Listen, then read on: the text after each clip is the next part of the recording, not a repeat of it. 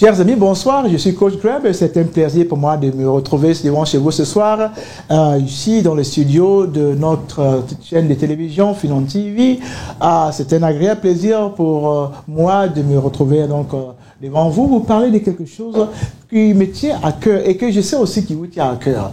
Chers amis, le thème d'aujourd'hui, c'est de poser la question quant à savoir pourquoi est-ce que les Africains francophones ne réussissent pas aux États-Unis. Pourquoi est-ce que les Africains francophones ne réussissent pas aux États-Unis? Alors vous allez me poser la question, mais qu'est-ce que tu veux dire par réussir? Écoutez, nous savons tous que nous sommes partis de l'Afrique. Il ne pleut pas en Afrique. Mais nous sommes tous venus dans ce pays dans un seul but, la plupart d'entre nous, dans le but d'avoir une meilleure vie aux États-Unis. Donc, je puis dire que nous sommes tous des réfugiés économiques. Et certains sont devenus des réfugiés politiques par la force des choses. Des guerres les ont déplacés. Mais la plupart d'entre nous, nous sommes venus dans ce pays pour des raisons purement économiques. Alors, quand nous vivions dans ce pays, nous avions de grands rêves. De grands rêves. Mais quand nous mettons pied dans ce pays, pourquoi j'ai l'impression que personne d'entre nous ne perce? Ça fait 20 ans et plus que je suis dans ce pays et j'ai parcouru un peu la communauté. Les communautés africaines francophones et je les ai comparées, contrastées avec les communautés anglophones. Et j'ai vu une nette différence entre ces deux groupes. D'où vient le fait qu'il y ait une telle différence entre les Africains francophones et les Africains anglophones? Certainement, il y a une raison. On va dire, mais certainement, ils ont la langue. Alors, nous allons parcourir cette raison pour lesquelles, à mon avis, certainement vous avez plusieurs autres raisons. Et si vous avez d'autres raisons, je voudrais que vous les partagiez avec moi. Bientôt, nous allons avoir dans ce studio ce qu'on appelle le forum. Dans ce forum, nous allons parler donc de la réalité. Nous allons vous inviter à participer à ce forum afin que vous donniez aussi vos idées, vos participations dans ce débat pour lequel qui voulons nous amener à trouver la solution. Alors, chers amis, aujourd'hui, comme je disais, il y a 7 raisons que moi j'ai trouvées. Certainement que vous avez d'autres raisons. Alors, la première raison, à mon avis, c'est que quand on compare l'Africain francophone et l'Africain anglophone, l'Africain francophone, à mon avis, n'est pas ambitieux. L'Africain francophone n'est pas du tout ambitieux. À mon avis, l'Africain francophone préfère se contenter du peu. Ma petite maison, ma petite voiture, ma petite famille, ça me suffit, je ne cherche pas plus. À la différence des anglophones qui ont l'esprit que j'appelle l'esprit germanique, donc d'aller, de lutter pour avoir plus. Au contraire de l'esprit latino, francophone, qui est de l'esprit, bon voilà, on s'habille très bien, et puis allez, on se promène en veste, et puis ça c'est la vie. Donc l'Africain francophone, à mon avis, manque d'ambition. On aime la facilité. On aime les choses simples. On ne cherche pas à aller au-delà. On se contente du peu. Ce n'est pas normal dans un pays où coule autant de lait et de miel. Vous avez vu par exemple, les Indiens, quand ils viennent ici, les Indiens, ils sont très ambitieux. Les Nigérians sont très ambitieux. Je vais vous dire une chose. Les Nigérians, si je dois parler des Africains qui ont réussi aux États-Unis, je parlerai des Nigérians. Certainement, on va me dire, ah, ils sont ceci, cela. Écoutez, ce que moi je retiens, c'est que ce sont des gens qui sont très, très, très ambitieux.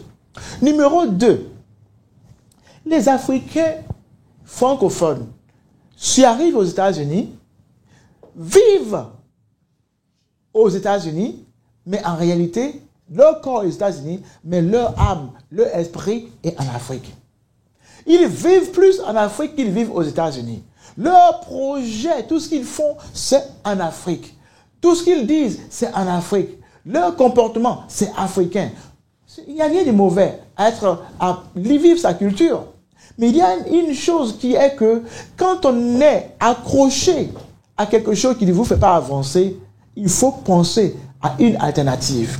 Chers amis, j'ai remarqué que nos frères, nous, moi y inclus, nous aimons plutôt graviter autour de notre communauté parce que nous nous sentons bien là.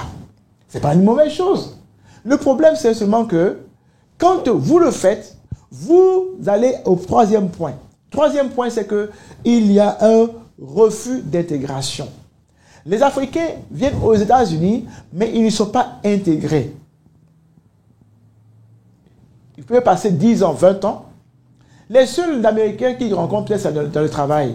Vous ne pouvez pas venir dans un pays, vouloir avancer, ne même pas connaître les lois de ce pays, ne pas connaître les stratégies, ne pas connaître son système, ne pas... Par exemple, je viens de parler de crédit.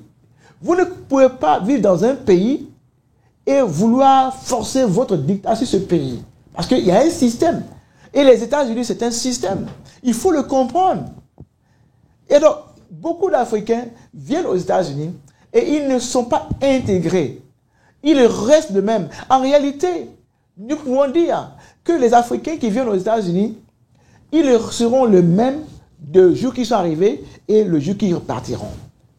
Les Africains qui viennent aux États-Unis n'ont même pas envie de s'intégrer parce que tous leurs rêves, tous leurs projets se trouvent en Afrique. Or, la Bible nous dit que quand vous foulez du pied un sol, prenez-en possession. Je vais vous dire une chose. Les Indiens, pourquoi les Indiens réussissent aux États-Unis? Quand les Indiens viennent aux États-Unis, ils se disent une chose. Je viens de Calcutta, écoute Calcutta, je mets une croix dessus. Je suis venu aux États-Unis, je dois me réaliser d'abord aux États-Unis. Beaucoup d'Africains ne se réalisent pas aux États-Unis, ils veulent se réaliser en Afrique. L'Afrique ne va nulle part. L'Afrique sera toujours là quand tu vas repartir. Mais tu es venu dans un pays où il y a des possibilités, où on ne regarde pas la couleur de ta peau, on ne regarde pas ton... mais où tu peux réussir. Il y a des Chinois qui viennent ici qui ne peuvent même pas dire un mot en anglais, mais qui réussissent. Alors pourquoi pas toi, mon frère? Pas pourquoi toi, pas toi, ma soeur. Qu'est-ce qui te retient? Les petites choses, les petites pensées. La Bible dit que l'homme est ce qu'il pense. Si vous pensez petit, vous serez petit, je vous dis la vérité. Quel que soit là où on vous placera. Il faut donc sortir de ce refus-là de s'intégrer. Ce refus d'intégrer amène certaines personnes même à ne même pas pratiquer ce qu'on appelle la langue anglaise. Comment vous pouvez être dans un pays et ne pas parler la langue? Beaucoup de gens sont dans ce pays, mais quand ils ouvrent la bouche, tu as l'impression, tu ne comprends pas la langue qu'ils parlent. Je ne sais pas si c'est l'anglais ou bien je ne sais pas ce que c'est. Il y en a quand j'écoute leur messagerie, je ne sais pas ce qu'ils disent. Je ne sais pas si c'est leur langue qu'ils parlent, leur langue locale qu'ils parlent, ou bien si c'est l'anglais qu'ils parlent. Pourquoi? Vous venez dans un pays où on vous donne... Il y a une chose que je ne comprends pas. Pour nous, il y a ceux qui sont venus dans ce pays sans la green card, bon, on peut comprendre. Mais vous qui êtes venus avec la green card, vous êtes venus avec le passeport, c'est-à-dire avec tout ce qu'il faut.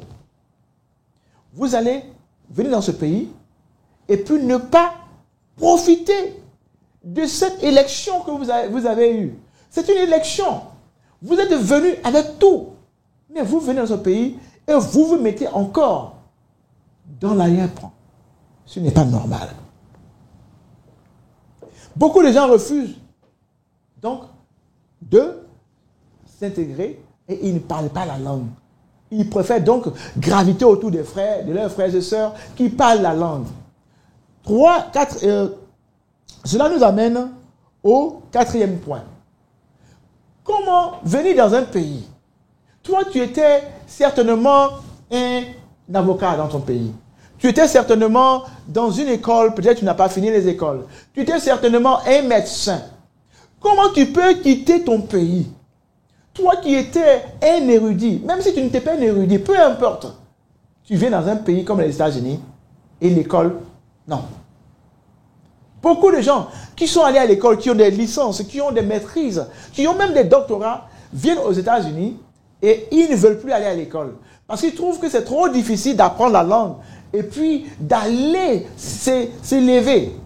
Ce pays, même si vous devez devenir un entrepreneur, même si vous devez devenir un self-employed, même si vous devez devenir qui que ce soit, l'école paye dans ce pays. Allez à l'école pour que vous puissiez comprendre le système dans lequel vous fonctionnez. Pour le maîtriser, il faut aller à l'école. Pour comprendre le système américain, il faut aller à l'école. Ne restez pas assis là à regarder, les nouvelles là ou bien alors, je ne sais pas ce que vous regardez. Mais vous passez votre temps à faire des choses qui ne vous avancent pas, plutôt que d'aller faire ce qui peut vous faire avancer. Il faut aller à l'école. Je vais vous dire une chose. Les Nigérians, quel que soit ce que vous pouvez dire d'eux, ils sont les meilleurs quand il s'agit d'écoles aux États-Unis. Ils sont numéro 1 aux États-Unis. Et quand un Nigérien, par deux Nigériens m'ont rapporté ceci. Il y avait, je crois qu'il y a déjà 2-3 ans, alors graduation à Harvard University, la top école, l'école d'élite ici aux États-Unis. Ils sont allés dans un programme de doctorat et il y avait 90 étudiants. Parmi les 90 étudiants, il y avait 45 Nigérians. L'année d'après, il y avait 47 Nigérians. Ils viennent, ils vont à l'école. Les francophones viennent, qu'est-ce qu'ils font? Ils ne veulent pas aller à l'école. Vous les poursuivez, moi j'ai poursuivi des gens, j'ai fait des rencontres, j'ai fait des career days, j'ai fait des study days, education week, pour que les francophones aillent à l'école. Il y a seulement 3 personnes qui sont allées à l'école. Et 3, il y a parmi elles une femme âgée, qui aujourd'hui sont associate degree. Elle a quitté les histoires d'aller travailler dans les histoires de Macy's. Aujourd'hui, elle travaille quelque part où elle est bien payée. Parce qu'elle a refusé de dire « Ah, je suis trop âgée ». Cette femme était plus âgée que moi, de très loin. Mais elle a accepté d'aller travailler, d'aller changer sa vie. Parce que quand je lui ai donné le conseil, elle est venue dans mon bureau pour dire « Tiens, le conseil que tu m'as donné, ça m'a permis d'aller étudier. Aujourd'hui, j'ai mon associate degree et je ne fais plus des histoires de travailler dans les, comment on appelle ça déjà, Macy's ou bien Ross. Mais maintenant, je suis moi-même, je suis employé. J'ai même changé, j'ai même acheté une nouvelle maison. Il y a quelque chose qui me cœur. Quand je vois des docteurs, des gens avec des masters, des gens érudits dans les warehouses, je comprends que quand on vient d'arriver, écoutez, vous tombez sur une famille et on dit, écoutez, ici c'est les warehouses, je comprends. Mais restez dans les warehouses pendant 2 ans, 3 ans, 4 ans, 5 ans, 10 ans, toute votre vie aux États-Unis. Et pourtant, vous avez la capacité d'aller faire une formation courte, une formation de IT, une formation de cybersecurity, une formation de CCNA, Cisco Certified Network Associate, d'aller faire AWS avec Amazon, d'aller faire cela. Vous avez l'intelligence de le faire. Vous pouvez le faire en ligne. Malgré cela, beaucoup préfèrent rester dans les warehouses. Parce que là, ils n'ont pas trop d'efforts à faire. Ils se disent, mais alors si je vais à l'école, mais comment je vais payer mes billes? Je vais vous dire une chose. Quand je suis arrivé dans ce pays, j'étais dans un programme d'économie. J'avais 2 boulots. Je vais dire 3 boulots. Donc j'avais l'école. 3 boulots, j'ai réussi, j'ai fini mes études et je n'ai fait plus ces boulots-là. Je ne peux plus me permettre de faire ce genre de boulot. Parce qu'il y a un temps pour travailler dans les warehouses et il y a un temps pour faire ce que Dieu t'a appelé à faire. Alors, arrêtez de penser que, écoutez, c'est même un problème, tout le monde travaille dans les warehouses. Ça me fait mal.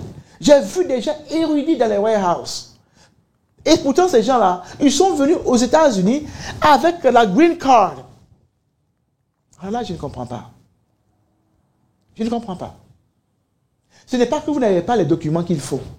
Ce n'est pas que vous n'avez pas ce qu'il faut pour pouvoir aller chercher un bon boulot. Ce n'est pas que vous n'avez pas même le droit de demander scholarship pour aller faire une formation.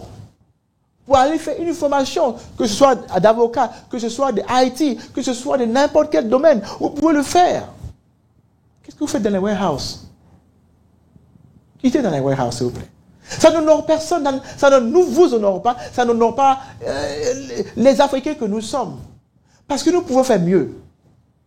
Vous voulez qu'on vous respecte? commencer à vous respecter d'abord. Non, je n'ai pas dit que travailler dans le warehouse, c'est une mauvaise chose. Je dis seulement que quand vous pouvez faire mieux et que vous vous contentez du peu, ce n'est pas un service que vous rendez à vous et à votre communauté. Il faut quitter dans ça. Il faut quitter dans ça. Il y a des femmes qui sont venues aux États-Unis ici, qui sont des femmes très intelligentes, mais elles sont attachées aux tresses. Et elles n'ont plus de vie. Elles n'ont plus de vie. Elles ont changé leur façon de penser parce qu'elles retrouvent le cash rapide. Mais à la fin de la journée, quand vous allez leur demander, hey, madame, vous travaillez depuis, vous avez économisé combien d'argent? Vous avez quel compte d'épargne? Est-ce que vous avez une retraite? Est-ce que vous avez une assurance? Est-ce que vous avez un investissement? Et vous vous dites non. Qu'est-ce que vous avez réalisé avec l'argent que vous faites? Et on dit, mais je ne sais même pas. Alors ça c'est quoi? Vous n'êtes pas en train d'utiliser votre intelligence. Vous n'êtes pas en train d'utiliser la grâce que Dieu vous a donnée de venir dans ce pays. Alors, numéro 6. Les Africains cherchent ce qui ne produit pas les richesses. Comme je vous ai dit, les Indiens, quand ils viennent, ils s'arrangent pour aller dans les meilleures écoles. Et quand ils sortent de là, ils cherchent les meilleurs boulots. Par exemple, un Indien, une famille indienne est en paye en moyenne 139 000 $. Et 135 000 $, je vais dire. Ils sont au top. Pendant que, quelque part, un Somalien, selon les statistiques, ce n'est pas moi qui ai fait, est payé à 20 000 $. C'est-à-dire une famille somalienne reçoit 109 000 $, 20 000 $, alors que l'Indien, qui est au top, reçoit près de 135 000 $. Ça montre la différence. Ça montre la différence que les Africains ne sont pas en train de faire. Et puis, je vais vous faire une petite parenthèse. Les Ghanéens reçoivent 69 000 moyenne et les Nigériens 68 000. Ça sont ce sont les anglophones. Les francophones, je ne sais pas. Je ne sais pas où on se trouve. Mais le point est que nous allons dans des industries qui ne produisent pas. Par exemple, quand je vois des gens, écoutez, je vais faire un barbershop, ou je vais faire un peu, je vais faire un peu, je ne sais pas ce qu'on fait en réalité. J'ai fait Uber. Oh, je vais faire telle chose. Des choses qui ne rapportent pas en grande chose. Oui, c'est vrai, nos dames sont dans les tresses, c'est bien, mais ça ne rapporte pas grand chose, parce que combien de tresses peux-tu faire par jour? Combien réellement? Chers amis, il y a un problème à cela. Alors, le 7e point que je vais aborder, c'est que notre communauté ne peut pas avancer avec la mentalité des crabes. La mentalité des crabes, c'est quoi? C'est que non, si moi je l'aide, lui va avancer. Je vais vous donner une histoire qu'on appelle l'allégorie de la cuillère longue. En anglais, ça s'appelle The Long Spoon Allegory. Voici ce qui s'est passé. Il y a au paradis, il y a des gens au paradis, et en enfer, il y a aussi des gens en enfer.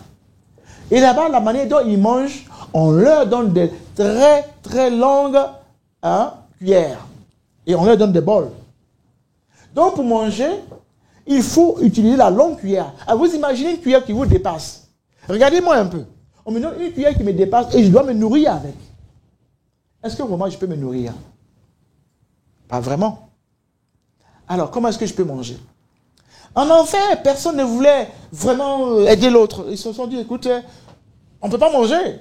Puisqu'on nous demande de manger à la cuillère, et puis elle est longue. Donc, ils mourraient de faim en enfer. Mais au paradis, ils ont trouvé une stratégie. Ils ont dit, attends, hé, toi, assois-toi. Je te nourris. Alors, quand je te nourris, toi, tu t'assois, parce que si moi, j'ai la cuillère, je peux mettre et puis te nourrir.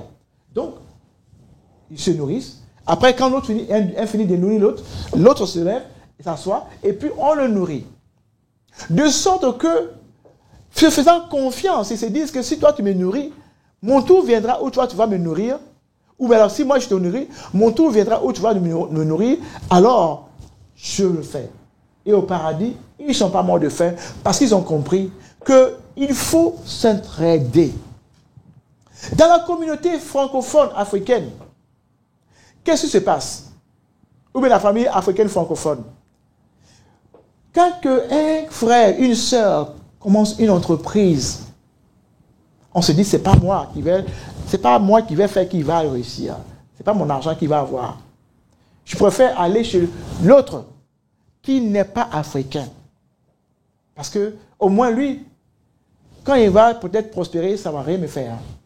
Mais on est tous venus ici, et toi, tu vas prospérer. Je ne peux pas le faire. Alors, cela fait que la richesse sort de notre communauté. Quand quelqu'un est un avocat, il faut aller chez l'avocat. Un Africain, un avocat, va chez lui. Quand il est un comptable, va chez lui. Quand il est ce qu'il est, allez l'aider. J'ai vu chez les anglophones, par exemple, que quand un anglophone a une entreprise, les autres anglophones viennent l'aider. Certainement, vous êtes ici, vous voyez un peu les grocery stores, vous voyez un peu ce que les gens font. Les anglophones, ils viennent les supporter en masse. Vous connaissez peut-être Ike. Hein? Nous sommes ici peut-être ici à Atlanta. Ike, les Ghanéens vont là-bas, les Nigériens vont là-bas, ils ne font pas de différence. Vous voyez qu'on est les grocery stores, les gars les supportent. Mais pourquoi est-ce que les francophones ne peuvent pas le faire? Parce que s'ils commencent, qui va les supporter? Leurs propres frères ne veulent pas les supporter. Je dis une chose. Tant que nous avons la mentalité des crabes, nous n'allons jamais prospérer. Parce que, je vais dire une chose. Moi, j'ai une entreprise. Je suis comptable. Je suis un agent immobilier. Ou bien, n'importe quoi je fais. Ce n'est pas un blanc qui viendra acheter de chez moi.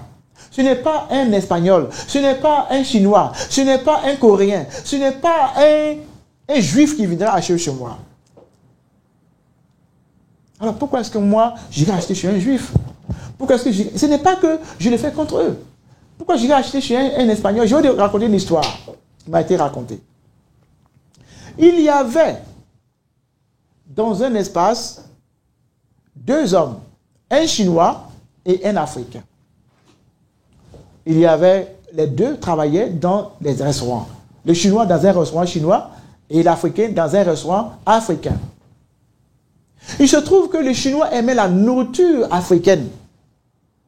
Mais, comme il est Chinois, il ne pouvait pas, de façon ouverte, aller acheter la nourriture africaine. Parce que s'il le faisait, il allait avoir des problèmes avec ses patrons. Alors, il se cachait pour acheter la nourriture africaine pour manger. Parce que tellement il aimait la nourriture africaine. Alors, qu'est-ce que cela veut dire? Cela veut dire que dans d'autres communautés, on leur dit ne consommez pas sur les autres. Maintenez la richesse en nous, parmi nous, entre nous. Là, on dit que la richesse juive tourne 12 fois dans la communauté juive. Mais la richesse noire, et particulièrement africaine francophone, tourne combien de fois? Quelle est la dernière fois où tu as supporté le business de ton camarade, de ton frère, de ta soeur? Ça te fait quoi? De supporter ce que ton frère a commencé. Frère, sœur, je ne suis pas en train de prêcher, mais je veux tout simplement vous dire, c'est une conversation qu'on doit avoir. Et je vous invite au forum. Il y aura un forum, avec le numéro que vous pouvez appeler. Nous allons parler des problèmes que nous avons dans notre communauté. Parce que ça doit changer. Quand je regarde autour, qui a vraiment réussi? Personne. Peut-être que ce sera toi. Peut-être que ce sera moi. Peut-être que ce sera toi. Mais ça doit commencer quelque part. Nous devons changer de mentalité. Les mentalités des petites choses nous devons quitter dans ça. Les mentalités des petites choses. Ma petite maison, mon petit boulot. Vous venez ici aux États-Unis, vous avez des diplômes, vous avez des capacités, mais vous préférez aller faire des petites choses. Ça doit s'arrêter, cher. Ça doit s'arrêter. Et je vous donne un défi. Je vous lance un défi. 2022, c'est l'année où nous allons voir des gens émerger dans la communauté africaine et particulièrement francophone. Vous en avez la capacité. Parce que Dieu vous a donné cette capacité-là. Pour comprendre cela, je vous invite à lire mon livre. Ce livre-là s'appelle « Le triomphe de l'audace ». Le triomphe de l'audace est un livre de 8 chapitres dans lesquels je parle des thèmes clés qui vont vous aider. Ce livre va paraître au mois de mars. Ce livre va changer, révolutionner votre vie. Et vous allez comprendre. Ce livre parle par exemple de ce que j'appelle l'esprit d'immigrant. L'esprit d'immigrant, c'est l'esprit qui dit que je suis arrivé quelque part, je dois réussir à tout prix. Le deuxième chapitre de ce livre parle de ce qu'on appelle la destinée. Comment chercher et poursuivre sa destinée. Quand vous poursuivez votre destinée, vous allez réussir à coup sûr. Le troisième chapitre parle de la puissance de la vision. Vous devez suivre et être connecté à la vision divine. Le quatrième chapitre parle de ce qu'on appelle la puissance de la foi. Si vous croyez à la vision, vous pouvez la réaliser. Le cinquième chapitre, sinon le sixième chapitre, parle de ce qu'on appelle le pouvoir du sacrifice. Pour chaque sémence, je reprends, pour chaque récolte, il y a une sémence. Le septième chapitre, nous allons parler de la puissance de ce qu'on appelle la discipline. Il faut être discipliné dans ce que vous faites. Le huitième chapitre parle de ce qu'on appelle le pouvoir d'exécution. Ne parlez pas seulement, il faut réaliser. Et finalement, le neuvième chapitre, j'avais dit 7 chapitres, le neuvième chapitre parle de ce qu'on appelle la magie du donner et du recevoir. 9 chapitres pour changer votre vie. Alors, chers amis, ça a été un plaisir pour moi de partager ce moment avec vous. Et je suis sûr que prochainement, quand nous allons encore venir, nous allons plutôt donner des exemples d'Africains francophones qui ont réussi aux États-Unis. Nous ne voulons plus parler des Africains francophones qui n'ont pas réussi aux États-Unis, mais des Africains francophones qui ont fait la différence. Et je suis sûr que ce sera vous. Ce sera vous et ce sera vous. Pour l'heure, je vous dis merci. Partagez cette vidéo autour de vous. Nous allons faire des vidéos comme ça pour vous encourager. Nous faisons des formations. Nous faisons des formations en entrepreneuriat. Nous faisons des formations en affaires. Nous aidons les femmes, les hommes. Nous nous aidons à manager vos finances. Nous vous expliquons comment marche le crédit, comment fonctionne le crédit. Nous sommes des agents immobiliers. Nous vous aidons à trouver la maison idéale. Nous vous aidons également à acheter l'assurance. Chacun d'entre vous doit avoir une assurance vie. Chacun doit avoir une assurance vie pour que la communauté n'ait pas à dépenser l'argent, aller chercher l'argent quand vous mourrez. Chacun d'entre vous doit avoir une retraite bien fondée. Chacun d'entre vous doit avoir son entreprise. 2022, c'est l'année où vous allez commencer votre entreprise. Et vous voulez le faire? Suivez Coach Greg. En tout cas, chers amis, ça a été un plaisir pour moi. Et je vous dis à très, très, très bientôt. Pour l'heure, c'était Coach Greg sur Suivant TV. Bye bye.